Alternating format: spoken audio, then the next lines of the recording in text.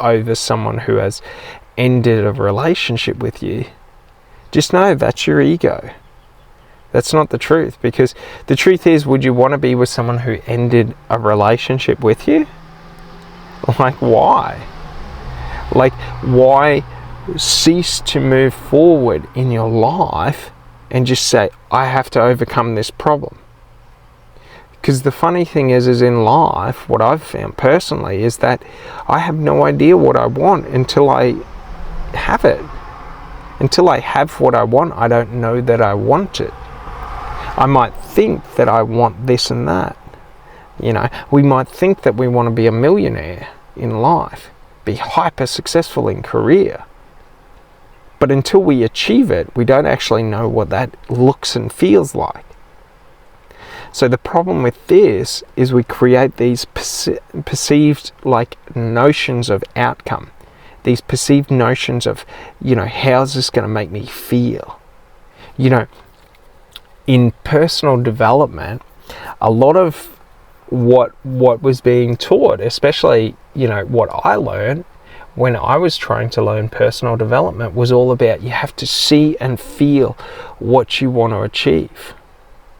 How can I ever feel something that I have no context in? So if I have never been a millionaire and I try and imagine my life as a millionaire, how can I ever feel what that feels like? How can I ever visualize what that looks like? I can't. The only way I can visualize it is if I imagine myself as someone else who's already achieved it, and then I just project out their life. It's a funny thing when you realize this, but that's what a lot of us do. That's what a lot of personal development teaches, is just, hey, I've got the path, do what I do, become me, and you'll be happy. That's not personal development. That's just fucking bullshit. So the thing is I can never see and feel and touch and taste what I have no understanding on. So it seems to be that it is irrelevant in achieving anything in life for me to know what I want. Now that doesn't mean that I should not have a direction. Now that doesn't mean that it's not good that I feel it. But it's just, I should not get attached to what I'm feeling. So if I want to feel the way someone else made me feel in a past relationship, it's not that when I'm thinking about it, I should focus in on that person. No. I know the feeling that I want to feel, but the person is blank. Does that make sense? So I know what I want to achieve in life. I know the feeling that I'll feel when I achieve it, but the achievement is blank. I have a direction on what I want to achieve conceptually, but I do not know the blueprint or the fine, you know, step-by-step structure of that achievement. That is one of the lies that is perpetrated, especially in personal development and life coaching, is that, like, they're all telling us that you have to visualize and see, what am I eating for breakfast? You know, who are my friends? You know, what are the relationships that I hold? What am I doing day to day for work? What is my morning routine? What is this? What is that? How am I ever going to imagine something that I have no understanding on? So what happens is the ego takes control and starts categorizing and creating a life and creating an identity of what is meant to happen in my life for me to feel like I have achieved what I set out to achieve in life. So it's like if we go on a journey to explore and we go on a hike, and let's say we're walking 1,000 kilometers. What we're saying is you have to visualize every step of that road, okay, and you have to feel it, and you have to know how every step is going to go before you can, you know, before you can achieve it. And that's the funny thing in life. If you walk the path without any understanding of what it entails, or if you walk the path believing that you know everything for certain. This is how it's going to be. One of them is flexible, where you can be present in the moment. The other one is where it is a static moment, where it is something to be achieved. This is the trap that I personally used to fall into, is that you have to plan out what your life is going to be so you can move towards your life. When the truth is, if you just move towards your life with no plan, so not saying that it has to be this, it has to be that, it has to be, I have to have these people around me, I have to feel like this every day, I have to do these routines. The funny thing in life is that whenever you hear I have to, just know someone's full of shit. If someone's telling you you have to do this, you have to be sober to achieve your life dreams and be a responsible adult, you have to, all this other bullshit. Like, when someone says you have to, just ignore. Because you don't have to do anything. That's the truth. There is no one path. Knowing where you're going and just going there gets you to the same destination. One is just, I have a path that I have to follow to the T, and the other is just, I'm going to follow this path. Okay, so that's a funny thing, is that belief, okay, can either come from the ego or it can come from our heart. And the difference is when we believe with our heart, we don't see, we just feel. When we believe with our head, with our ego, we try to tell ourselves what it has to look like, how I have to, what I have to achieve to feel. So like for me personally in life, okay, with what I'm trying to achieve in my life, okay, I used to try and categorize it on how it had to look. And the problem was, life doesn't work that way. So while my achievements are very similar to what I had set out to achieve, they are not the same. So if I'm in my ego, I have to get the exact achievements that I wanted, otherwise it is a failure.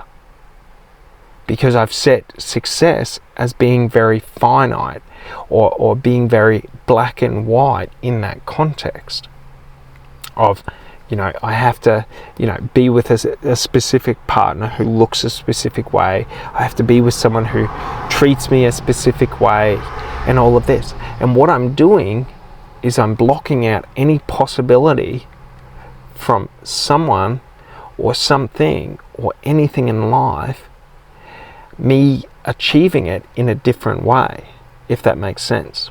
So if we take love, for example, and we're talking about, I want to be with a specific type of person. If we're categorizing based on their height, weight, hair color, eye color, skin color, if we're categorizing on their mannerisms, their behaviors, their, personal development, whatever it may be, what we're doing is we're blocking out anyone who does not meet that criteria. But the problem is, okay, the person who meets that criteria might not be the right person. The person who ticks off those boxes might not want you, might want you to be a specific way. Do you see? So if I say it has to be this way, I have an image of what it all has to look like, I am blocking out what is actually truly meant for me, if that makes sense. So for example, in love, if I say I only date blondes, if I say I only date, 5, 6 and under, whatever it may be, like whatever these criteria are, now I'm trying to categorize and fit everyone I meet into this category, into this, box to tick off, right?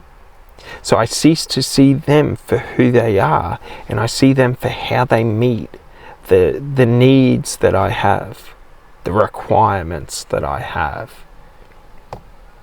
Whereas we can have those requirements, but they don't need to be set in stone.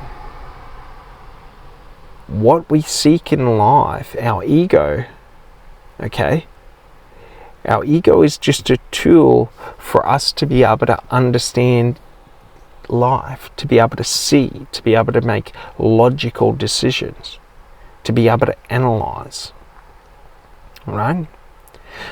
But when I'm saying that what I am looking for, or when I let my ego make decisions and say it has to be this, that is when the issues happen, because I don't know how it's meant to look. So whereas if I have a flexible or an adaptable model, where these are the markers and the guided milestones that I want to achieve. So in love, it might be that I want someone to treat me with an unconditional love, to love me unconditionally. It might be that I want someone who cares about themselves. You know, all these different things. Rather than me looking at what do I need, I'm looking at what are the, you know, ideals that this person will embody. And then it's not about the specific person. It's more about how does each person that I meet treat themselves, so that I may know how they will treat me. If that makes sense. So, you know, believing is different. Like, believing through our heart is different to believing through our ego. Believing through the ego, I have to see to believe. Believing through the heart means that in the way this works is basically our hearts give and receive frequencies. So they transmit and they pick up different frequencies that are being broadcast in our external environment.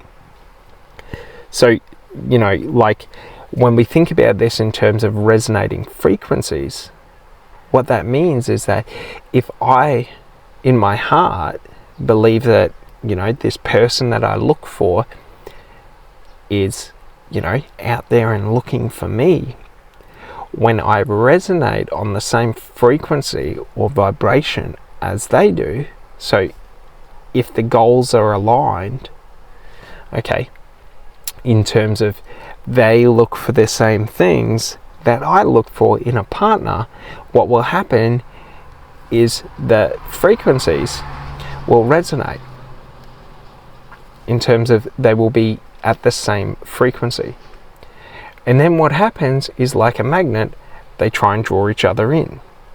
So if you think about this in life, in your own life, and we'll stay on love, if you think about people that you've met, romantic partners and things like that, like sometimes, like you can attest in your own life that sometimes you're just drawn or pulled to an area, pulled to a, let's say a pub, pulled to you know, an event, something like that, right? You're just drawn to somewhere, and then you meet someone who completely resonates with you, and it's a match, right?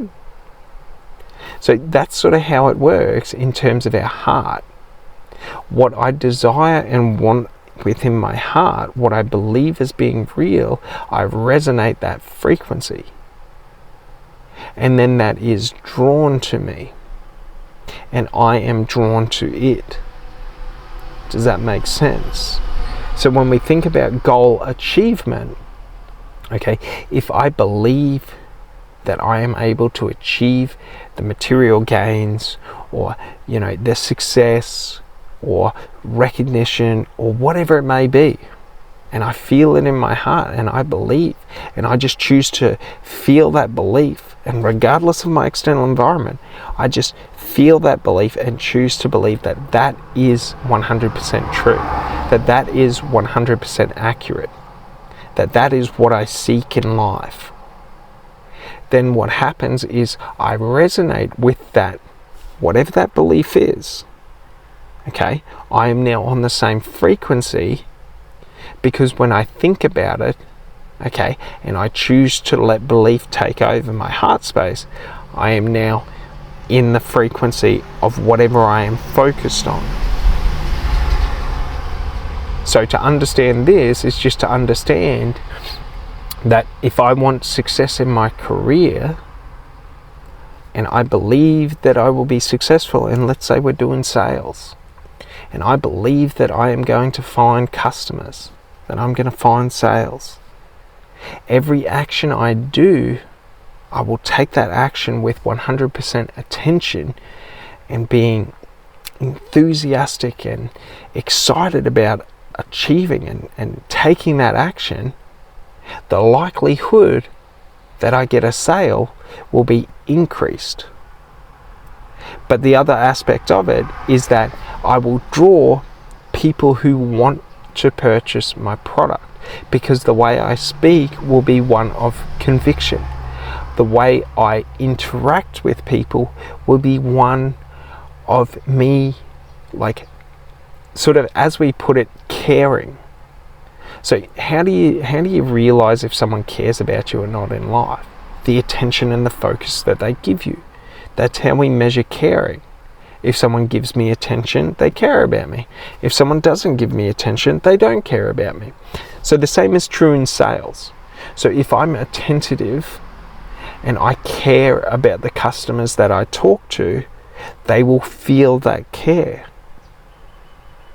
But also, when we're talking about resonance frequencies, those who are looking for what I have to offer will be drawn to me. So I personally use this in sales to be able to find potential clients. Now, it's not that I have in my mind an image of who that client looks like. No. I open my heart and I believe that I'm going to find someone like that. And then I get drawn and pulled to talk to specific people, and it tends to end up that, 20 to 30% of them are the people that I'm looking for. So to understand this is just to understand how to read other people's energetic frequencies. So when I feel a draw or a pull to a specific person, when I am trying to locate and find a certain type of person, the likelihood that that person I'm drawn to is resonating on that frequency is quite high. So, we don't have this down pat in science yet, but they're starting to realize this to an extent. The problem is science is based out of the ego. Henceforth, why scientists tend not to be spiritual, because spiritual goes against the ego, because the ego wants to state that whatever is in my present environment is all that is in reality, which is idiotic. But regardless, okay, just by believing that that statement is true, that if I open my heart and I want to find a specific type of person, that I can find that person just based off feeling, and I believe that, I'm going to follow it and take the actions required.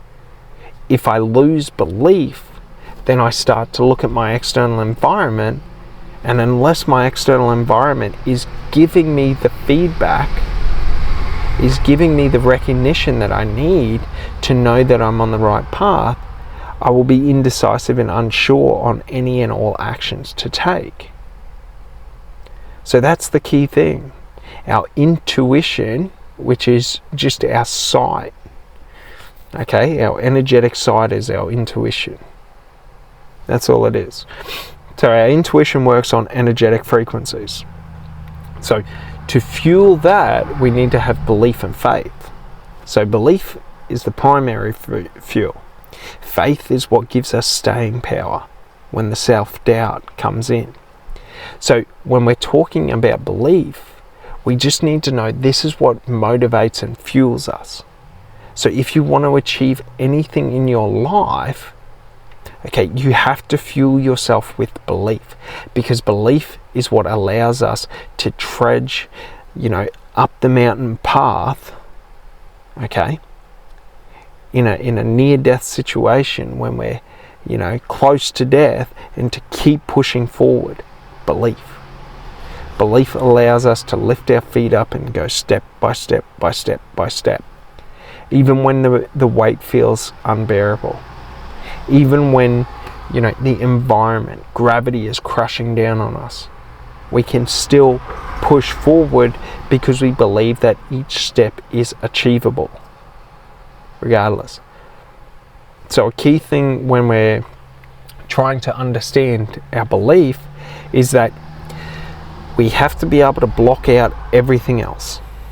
The only metrics that I measure is that feeling of belief and the faith that I hold. And then I move forward. I observe my external environment because we don't want to step on snakes, so to speak.